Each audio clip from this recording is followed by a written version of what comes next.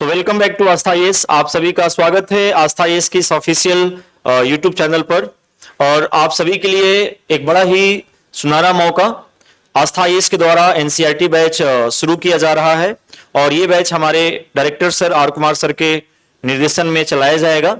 अब बात ये बनता है और क्वेश्चन ये बनता है कि एनसीईआरटी में क्या सभी कुछ पढ़ना है या बहुत कुछ नहीं भी पढ़ना है हमें? सर धन्यवाद प्रशांत सर। स्वागत है आप सबों का अपने प्लेटफॉर्म पे। सबसे पहले वेलकम करना चाहूंगा। देखिए, क्वेश्चन है एनसीईआरटी में क्या सब कुछ पढ़ना है। नॉर्मली जब भी कोई आपको यूपीएससी के लिए सजेस्ट करता है क्या पढ़ें, तो उनका एक वर्ड होता है 6 to 12th एनसीईआरटी पढ़ें। छुपा हुआ नहीं है, ऑल यूनिवर्सल ट्रुथ में से एक है। सब लोग ये कहते हैं कि आपको एनसीईआरटी पढ़ना चाहिए, लेकिन एनसीईआरटी को किस तरह पढ़ना चाहिए, क्या पढ़ना चाहिए, कैसे पढ़ना चाहिए, ये एक अपने आप में उलझन होता है। ज्यादातर स्टूडेंट कंफ्यूज रहते हैं कि 6th क्लास से शुरू करूं कि 12th से शुरू करूं, 11th से शुरू करूं। हम लोगों से पूछते भी हैं कि सर, जैसे मैं ज्योग्राफी एक्सपर्ट हूं, तो बच्चे पूछते हैं कि सर ज्योग्राफी में एनसीईआरटी 6 से शुरू करूं या 12th पढ़ूं या 11th पढ़ूं। तो यहां एक खास स्ट्रैटेजी की जरूरत है, एक रणनीति की जरूरत है कि एनसीईआरटी के जो चैप्टर्स हैं 6 to 12th, उसको किस तरह से एक ऑर्गेनाइज्ड वे में पढ़ा जाए तो बेनिफिट होगा। जैसे प्रशांत सर हमारे हैं, साइंस एंड टेक्नोलॉजी एक्सपर्ट हैं हमारे यहां, तो ये आपको बताएंगे अभी कि कैसे यदि ऑर्गेनाइज कर लिया जाए एक खास थीम पे चैप्टर को 6 से लेकर 12 तक, तो बहुत बेहतर तरीके से उस चीज को हम समझ सकते हैं कि कैसे पढ़ें। तो कैसे पढ़े पर एक छोटा सा प्रेजेंटेशन सर आपको बताएंगे। सर, साइंस को लेकर के भी एक कंफ्यूजन है कि 6 पढ़े पहले या 12th पढ़े, तो कैसे? बिल्कुल बिल्कुल। अब सभी को पता है कि आप यदि कोई अदर बुक पढ़ते हैं तो उसमें एक ऑथर का माइंड होता है, लेकिन जब आप एनसीईआरटी को रीड करते हैं, पढ़ते हैं, तो उसमें लगभग 50 जो एजुकेशनिस्ट हैं, जो शिक्षाविद हैं, सभी का अपना एक माइंड रहता है और सबने अपने अलग अलग वर्डों पे वी नो दैट की एनालिसिस किया हुआ है कि क्या टर्म आएगा, क्या टर्म नहीं आएगा। और बात यह है कि एनसीईआरटी सबको पढ़ने भी नहीं आता है सर जी। कई ऐसे बच्चे हैं जो एनसीईआरटी के एसेंस को समझ नहीं पाते हैं। तो यदि मैं एक मेंशन करना चाहूंगा एज लाइक सेंस के अकॉर्डिंग, यहाँ पे देखना है आपको कि हमें किस तरीके से एनसीईआरटी को कवर करना है, कैसे एनसीईआरटी को पढ़ना है। जैसे मान लो हमने स्टार्ट किया कोई टॉपिक फूड से, भोजन से, तो जैसे कि एक थीम मैंने तैयार किया है और हम लोग इसी मॉड्यूल के अकॉर्डिंग एनसीईआरटी बैच को रन कराएंगे। इस थीम फर्स्ट में जैसे हमारा चैप्टर 1 है, क्लास 6 का ये टॉपिक है, क्लास 6 का ये टॉपिक है। आप देखना चाहेंगे food where does it come from, और ये सेम टॉपिक क्लास 6 में ही है, फूड एंड इट्स कंपोनेंट, भोजन और उसके अवयव। तो अब यहाँ पे हमारे फूड से रिलेटेड कुछ कंसेप्ट यहाँ पे देखने को मिला। और जैसे हम 3rd नंबर टॉपिक पे आते हैं, ये क्लास 8th में टॉपिक है, क्रॉप प्रोडक्शन एंड मैनेजमेंट। ये भी आपके फूड से ही कोरिलेट हो रहा है, यानी 6 से फिर हम आ गए किस क्लास में, 8th क्लास में आ गए। कुछ हमें और एडवांस चीजें देखने को मिला फूड से रिलेटेड सर। इसके बाद हम देखना चाहेंगे यहाँ पे इंप्रूवमेंट इन फूड रिसोर्सेज। अब ये जो टॉपिक है ये क्लास 9th में है और ये भी आपके फूड टॉपिक से ही है। और सेम टॉपिक पे हम लोग आते हैं नेक्स्ट 5th नंबर आपका जो चैप्टर है वो है strategy for enhancement in food production, और ये आपके क्लास 12th में मेंशन है कहीं ना कहीं। तो हम लोग देख पा रहे होंगे क्लास 6 से 12th लेवल का एक बेसिक से एडवांस लेवल सेम टॉपिक में हमें देखने को मिला। इस तरीके से थीम तैयार करके वी नो दैट की एनसीईआरटी कवर कराई जाएगी आप सभी के लिए। सर 1 मिनट चाहेंगे। सिमिलर कॉन्सेप्ट आपको ज्योग्राफी में भी देखने को मिलेगा, हिस्ट्री में भी देखने को मिलेगा। यदि आप ज्योग्राफी की बुक देखे हैं 6 to 12 तक की एनसीईआरटी को, तो आपने देखा होगा कि क्लास 6 में एक चैप्टर आता है जिसमें अक्षांश और देशांतर के नाम से चैप्टर है, जिसमें अर्थ से रिलेटेड आपको कॉन्सेप्ट, जो पृथ्वी की संरचना से रिलेटेड कॉन्सेप्ट है, उसकी बिगिनिंग स्टार्टिंग दिखाई जाती है।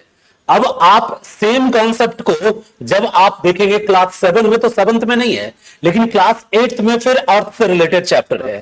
फिर क्लास 9th में जो है वहां फिर से अर्थ इंटीरियर के बारे में एक्सप्लेनेशन है। और एडवांस लेवल। हाँ, फिर अर्थ के बारे में फिर 11th में जाएंगे फिजिकल ज्योग्राफी में, तो वहां अर्थ के बारे में बहुत डिटेल में दिया हुआ है। तो हम यहाँ पे 6th जो स्टार्ट करते हैं अर्थ को पढ़ना, 6th के बाद हम 8th में उसको उसी चैप्टर को फिर एडवांस लेवल पे पढ़ सकते हैं, फिर 9th में उस चैप्टर को एडवांस लेवल में पढ़ सकते हैं, फिर 11th में उसी चैप्टर को एकदम डिटेल में पढ़ सकते हैं। तो एक बार में अर्थ के बारे में यदि डिटेल हम पूरा पढ़ लें कंप्लीटली, तो एक बेहतर कॉन्सेप्ट क्लियर होगा। और यही तरीका है एनसीईआरटी को एक थीम के अकॉर्डिंग पढ़ने का, कि एक जैसे चैप्टर को एक ही बार में खत्म करें तो बेसिक टू एडवांस बहुत क्लियर हो जाएगा। सर ने जैसे साइंस का एग्जांपल दिया, वैसे मैं ज्योग्राफी का आपको एक चैप्टर वाइज एग्जांपल देके एक्सप्लेन कर रहा हूं। तो ये एनसीईआरटी बैच जो है थीमेटिक बैच है, थीम बेस्ड करिकुलम डिजाइन। और सबसे बड़ी बात यह है सर कि जो भी हम लोग टॉपिक विनो कवर कराएंगे, जैसे हमने ये टॉपिक स्टार्ट किया, लाइक जैसे कि आप लोग देख पा रहे होंगे, ये क्लास 6 से लेकर के और क्लास 12 तक सेम टॉपिक है, बट लेवल आपका एडवांस होता जा रहा है। तो हमारा एक स्पेशल डे टेस्ट रहेगा, और वो टेस्ट में जितने सारे एनसीईआरटी के क्वेश्चन है वो मेंशन किए जाएंगे, और प्लस हम लोग ये एनालिसिस करेंगे कि टॉपिक वाइज स्टेट लेवल में अदर एग्जाम में कैसे कैसे क्वेश्चन पूछे गए हैं, वो भी हम लोग विनो एक अलग टेस्ट का वो फॉर्म रहेगा सर, जिसमें इस टॉपिक से रिलेटेड आपके कंपटीशन में कितने सारे क्वेश्चन फ्रेम किए गए हैं, वो कहीं ना कहीं लैंग्वेज बच्चों को शेयर किया जाएगा, क्योंकि मेन तो लैंग्वेज है, भाषा है कि लैंग्वेज कैसे कैच किया जाए। सेकेंड चीज मैं आप सबसे ये भी कहना चाहूंगा, जैसे मान लो आप साइंस एनसीईआरटी पढ़ना चाह रहे हैं और आपको केमिस्ट्री और फिजिक्स पढ़ना है, तो स्पेशल आपको एक्टिविटी पे, क्रियाकलाप पे ज्यादा काम करना है। जो कॉलम में बना बना के मेंशन किया है एक्टिविटी, आजकल क्वेश्चन वहां से ज्यादा फ्रेम किए जा रहे हैं। इनकेस मैंने ये भी देखा है कि एनसीईआरटी के टेक्स्ट बुक के अंदर के जितने सारे क्वेश्चन हैं, जैसे आप कोई थ्योरी पढ़ते हैं, बीच में 2 या 3 क्वेश्चन आ जाता है, वो 2-3 को जो क्वेश्चन होता है उसमें बहुत तरह के रीजन मेंशन किया है, क्या कारण है, क्यों है, कब है, इस टाइप के जो रीजन वाले क्वेश्चन है वो अक्सर एग्जाम में देखने को मिल रहा है। तो कहीं ना कहीं वो सारे सॉल्यूशन बच्चों को कराया जाएगा, ताकि एक क्लैरिटी आएगी और बच्चे अपने आप को एक्सप्लोर करना चाहेगा। जी, आप कुछ करना चाहेंगे सर? बिल्कुल, हमारे पास टॉपिक की पूरी लिस्ट है कि क्या आपसे डिस्कस किया जाए।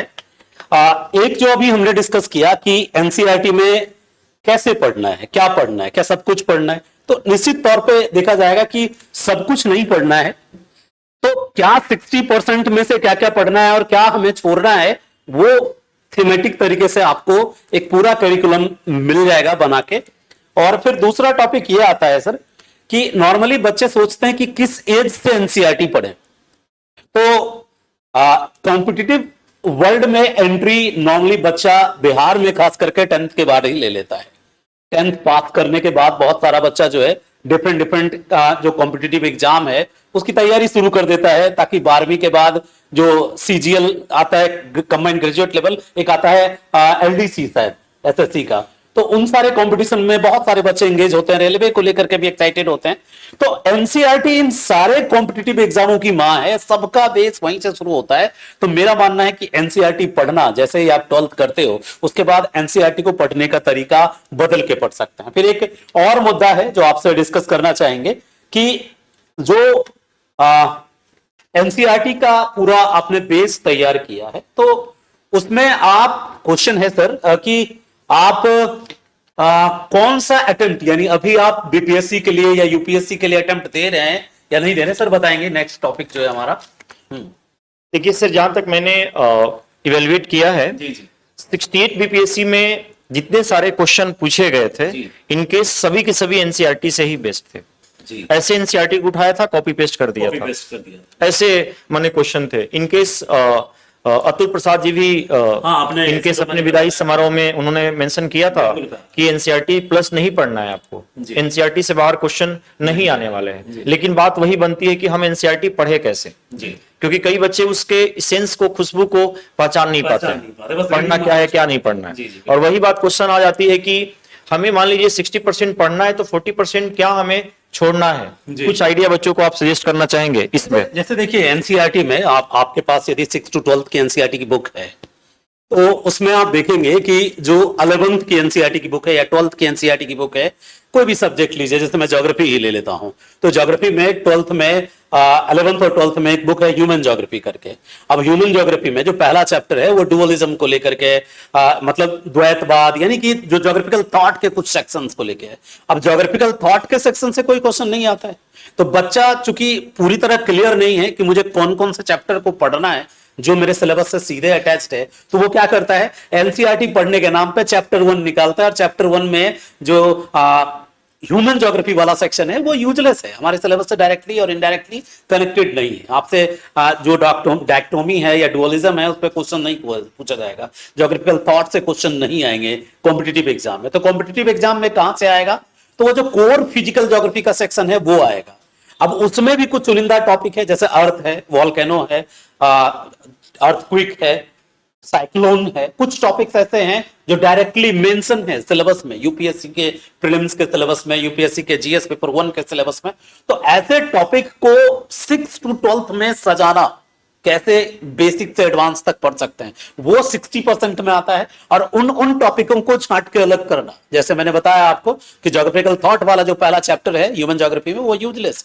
इसी तरह 11th के एनसीईआरटी में जो नई वाली एनसीईआरटी है उसमें कई सारे हिस्ट्री का मैं बात कर रहा हूं, हिस्ट्री 11th में कई सारे ऐसे चैप्टर हैं जो वर्ल्ड हिस्ट्री से रिलेटेड हैं, और वहां से कोई कुछ, जैसे रोमन एम्पायर है, रोमन एम्पायर पे बहुत डिटेल में पहले एक पूरा चैप्टर हुआ करता है।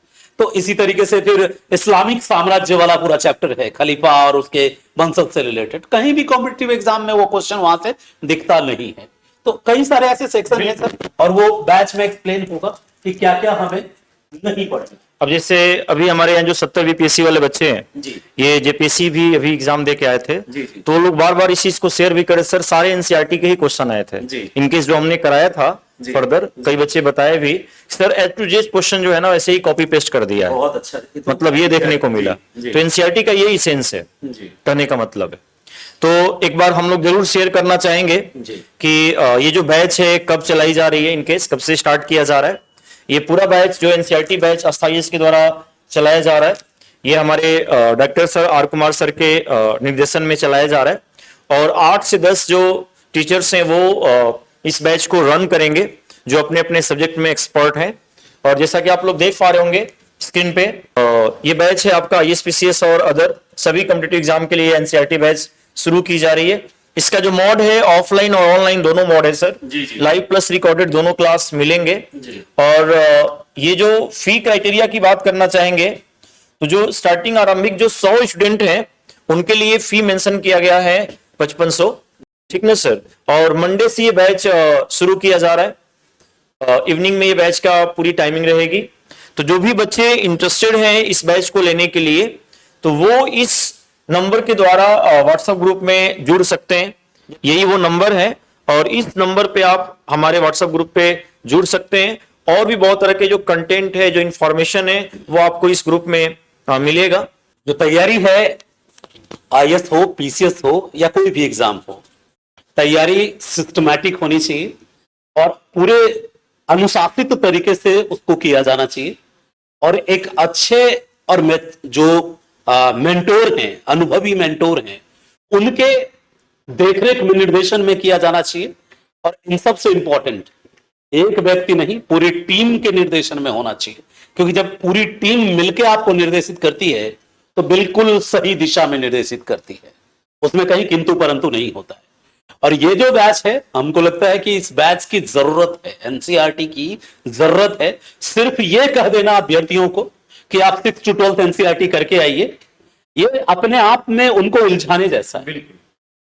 बहुत मिनिमम कॉस्ट पे यदि जो टीम है मेंटोर्स की गाइड कर दे, तो ये जो 6 to 12 के एनसीईआरटी का तिलस्म है, जो सुनते सब हैं लेकिन खरीद के लाने के बाद वो ढेर बस्ता का बना रहता है, वो पूरी तरीके से उसको इंप्लीमेंट बच्चे नहीं कर पाते हैं, और उसके बाद सीधे एडवांस बैच में आते हैं। और जहां कभी कभी बच्चों को लगता है कि मुझे समझ में नहीं आ रहा है, मेरे सिर से बाउंस हो रहा है, क्योंकि पॉलिसिंग आपने यदि रॉ काम नहीं किया है, सीधे पॉलिसिंग के लिए आ गए हो, तो वो चमक नहीं आएगी, वो कॉन्फिडेंस नहीं आएगा। तो एनसीईआरटी में निर्देशक के साथ, मेंटोर के साथ मिलकर एनसीईआरटी का मंथन करना सागर मंथन जैसा है, और बेहतर मंथन हो गया तो अमृत तो आना ही आना है। ठीक है, और रही बात जो दूसरा पक्ष है कि सागर मंथन से कुछ और, तो वो मेहनत पसीना वो तो है ही, मेहनत तो करना है आपको, हम लोग भी करेंगे, आप लोग भी मेहनत करना है।